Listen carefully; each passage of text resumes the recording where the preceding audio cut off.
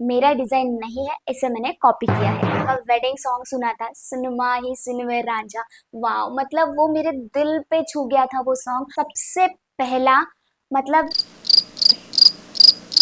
और उसमें मेरा बहुत सारा फैब्रिक वेस्ट भी हो गया था। मेरे औकात से ज्यादा मैंने उस पे खर्चा कर दिया था। आप एक्सप्लोर कर करके थक जाओगे, लेकिन वो मार्केट खत्म नहीं होगा। मैंने तब तक पूरा कोर्स, लाइफ को भी अभी जाना था।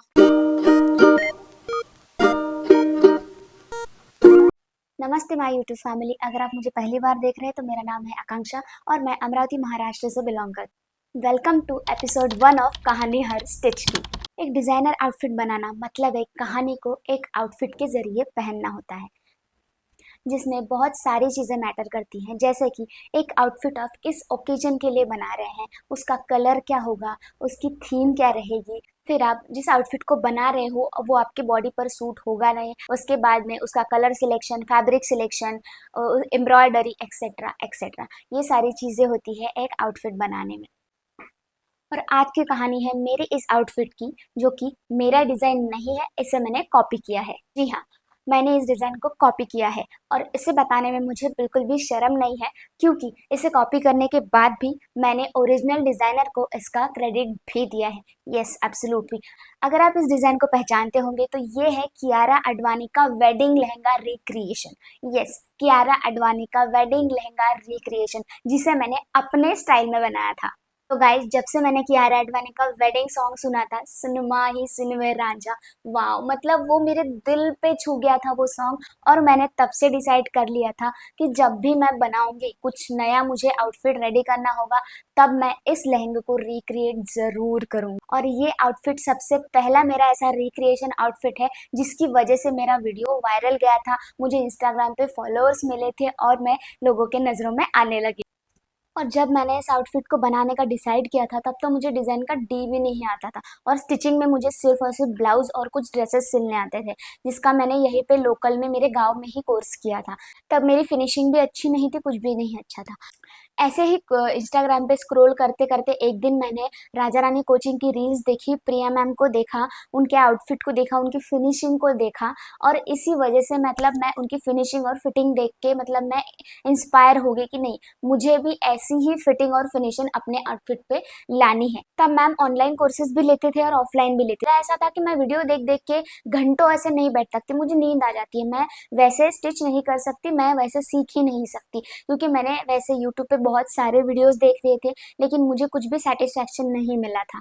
और ऑनलाइन अगर मैं मैम का कोर्स करती भी, तब भी मैं वीडियोस देख देख के मतलब मेरे को नींद आ जाती थी। ऐसे अगर हम वीडियो देख देख के ऐसे अगर हमें नींद आने लगे तो हम क्या ही सीखेंगे, क्या ही प्रैक्टिस करेंगे। इसीलिए मैंने उनको कांटेक्ट किया कि मुझे आपका ऑफलाइन कोर्स ज्वाइन करना है, और उन्होंने मुझे सही गाइडेंस के साथ में वहाँ सूरत बुला लिया, और यहाँ से हुई थी मेरी जर्नी की शुरुआत। और राजा रानी कोचिंग की सर्विस भी इतनी अच्छी थी कि उन्होंने ही हमें रेंटेड रूम्स भी अवेलेबल करवा के दिए। उन रूम्स में सब कुछ अवेलेबल था, मतलब पूरा किचन था, फ्रिज था, बेड था। ये सिर्फ खुद का खाना खुद बनाना पड़ता था, बस इतना ही, या फिर हम मेज भी लगा सकते। लेकिन ऑब्वियस है कि मैं महाराष्ट्रियन हूँ और वो वहाँ पे है गुजरात, और उनका खाना और हमारा खाना इसमें बहुत ज़्यादा डिफरेंस होता है। मैं गुजराती खाना नहीं खा सकती क्योंकि वो मेरे टेस्ट बड को मैच नहीं करता है। तो इस वजह से मैं अपना खाना खुद बनाती थी।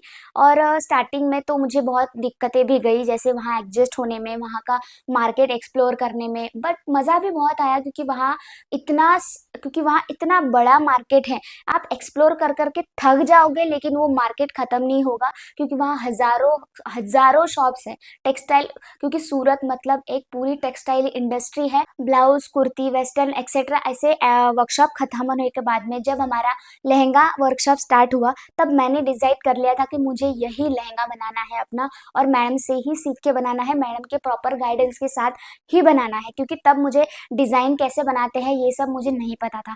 इसीलिए मैंने तब मैम को ये डिज़ाइन दिखाया, मैम को बताया, मैम को पूछा कि अगर मुझे ये लहंगा बनाना है तो मैं कैसे बनाऊँ। उन्होंने मुझे प्रॉपर गाइड किया था, तो उसी वजह से मैं ये आउटफिट बना पाई थी। तो सबसे पहले मैं वहाँ के अवध मार्केट में गई थी और उसके लिए मैंने पूरा वाइट फैब्रिक लिया था, क्योंकि वो जो आउटफिट था उसमें 3 कलर थे, मतलब उसको ओम्ब्रे डाई कलर करना था हमें, तो उसकी वजह से वो रेडीमेड तो हमें मिलने से रहा, इसीलिए मैंने सिमिलर डिज़ाइन में वाइट फैब्रिक खरीदा था। ओके, और उसके बाद में उसके नीचे अब वो जो फैब्रिक था वो मेरा ट्रांसपेरेंट था, जिसकी वजह से कैसे अगर मैं सिर्फ ऊपर का फैब्रिक डाई करूँ तो अंदर का वो वाइट मुझे वाइट या फिर पिंक वो दिखेगा और वो पहचान में भी आता। इसकी वजह से मैंने वो जो इनर था उसके नीचे उसको भी व्हाइट कलर में ही लिया, वो सिल्क में मैंने कपड़ा खरीदा था। और वो जो व्हाइट सिल्क कपड़ा था उसके इनर के लिए मैंने खरीदा था, वो कपड़ा मेरे पास अभी भी अवेलेबल है।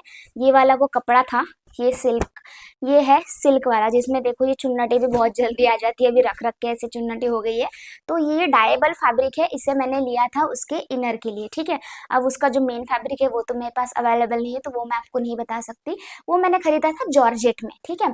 तो वो पूरा व्हाइट जॉर्जेट था, डिजाइनर उस पे मतलब एम्ब्रॉयडरी करी हुई थी। इस एक लहंगे को बनाने में मुझे पूरा 1 महीना लग गया था और उससे भी ज़्यादा मेरा इतना ज़्यादा खर्चा हो गया था इस पे, क्योंकि इस एक लहंगे को बनाने में मतलब मैं कम से कम उसमें 2 से 3 लहंगे बना सकती थी, लेकिन उतने पैसे मैंने इस एक ही लहंगे पे खर्च कर दिए थे, क्योंकि मुझे एक परफेक्ट पीस बनाना था। फैब्रिक तो मैंने खरीद लिया था, उसके बाद में उसको डाई करने के लिए दिया, तो डाई करने में वहाँ पे मतलब जल्दी नहीं मिलता है, वो कम से कम 5 से 6 दिन लगे उसे डाई करके आने में। उसके बाद में डाई करने के बाद में उसे एक दिन में पूरा मैंने उस फैब्रिक को प्रेस कर लिया था।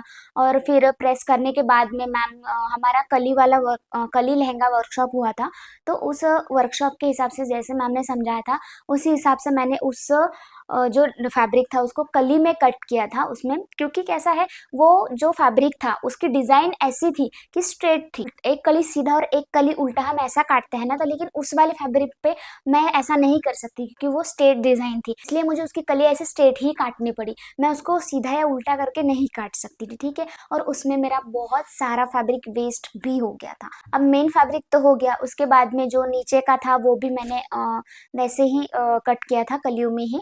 उसके बाद में सैटिन आता है, तो सैटिन मैंने पहले ही खरीद लिया था, लेकिन उससे मैंने फ्यूजिंग भी कराया था।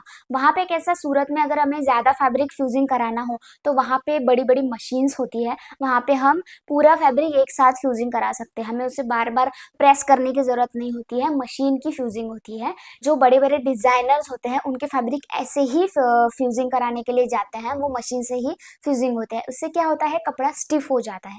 तो अगर आपको फ्यूजिंग के बारे में जानना है तो उसका वीडियो ऑलरेडी मेरे यूट्यूब चैनल पे अपलोड है, उसकी लिंक मैं डिस्क्रिप्शन में डाल दूंगी, आप जाके देख सकते हो। तो लहंगा तो पूरा बन गया था, अब आती है उसमें थोड़ी कलाकारी करने की बारी। तो उस लहंगे का सबसे जो मेन था वो था दुपट्टा उसका, तो अगर दुपट्टा ही सही नहीं बनेगा तो लहंगे में जान ही नहीं, क्योंकि जो कियारा का जो दुपट्टा था वो उसमें पिंक कलर की बॉर्डर की लेस थी और उस दुपट्टे में अलग सा सर्कुलर शेप का दुपट्टा था वो, ठीक है।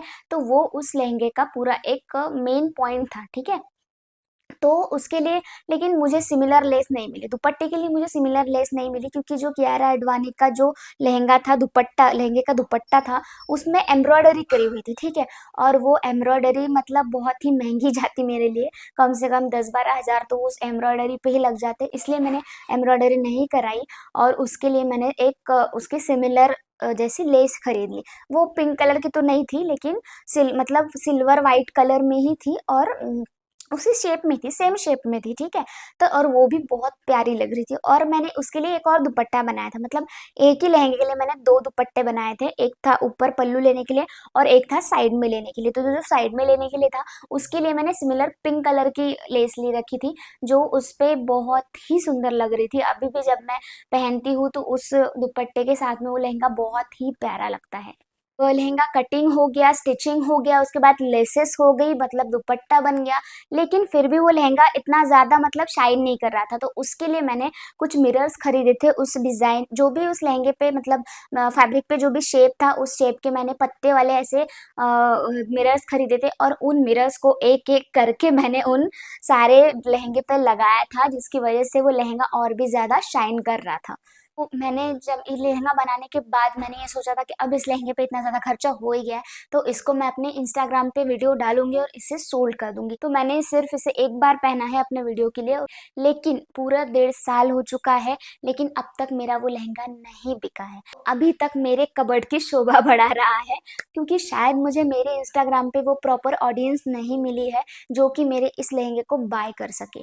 तो इसीलिए मेरी आपसे रिक्वेस्ट है कि अगर आप भी ऐसे सोच के कुछ आउटफिट बनाते हो कि नहीं अभी मैं बनाऊँगी, उसके इंस्टाग्राम पे वीडियो डालूँगी और फिर उसको बेच दूँगी, तो आप स्टार्टिंग में ही इतना इन्वेस्टमेंट मत करना, क्योंकि ये फिर आपको बाद में आपके ही ऊपर चढ़ जाता है। जैसे कि मेरे साथ हुआ, लहंगा अभी तक मेरे सर पे बैठा हुआ है और उसका मुझे कोई भी प्रॉफ़िट नहीं मिला, कुछ भी नहीं मिला, बल्कि मेरा खर्चा ज़्यादा हो गया उसमें, बहुत ज़्यादा। मतलब मेरे औकात से ज़्यादा मैंने उस पे खर्चा कर दिया था। तो ये भी एक सीख ले ली मैंने। उसके बाद मैंने ये डिसाइड कर लिया था कि वीडियोज़ बनाने के लिए मैं ज़्यादा महँगी चीज़ों का इस्तेमाल नहीं करूँगी, ज़्यादा महँगे ड्रेसेस नहीं बनाऊँगी, और तब से फिर मतलब मैंने कुछ ड्रेसेस बनाए हैं जो कि मेरे कस्टमर के हैं, ठीक है? उनकी स्टोरीज़ भी मैं आपके साथ में शेयर ज़रूर करूँगी।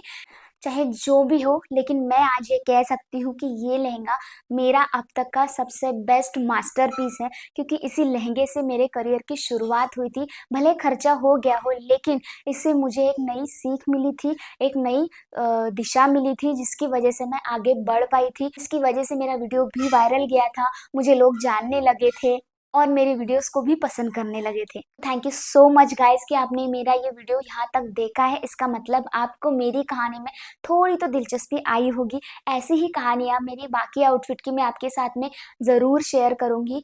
और आपको मेरा ये वीडियो पसंद आया हो तो प्लीज़ इस वीडियो को लाइक ज़रूर करना, और मेरे चैनल पर नए हो तो सब्सक्राइब ज़रूर करके जाना, और बेल नोटिफिकेशन को दबाना मत भूलना, ताकि मैं जब भी आगे कोई वीडियो डालूँ तो सबसे पहला नोटिफिकेशन आपको आए। तो आज के लिए बस इतना ही, मिलते हैं नेक्स्ट आउटफिट की कहानी में।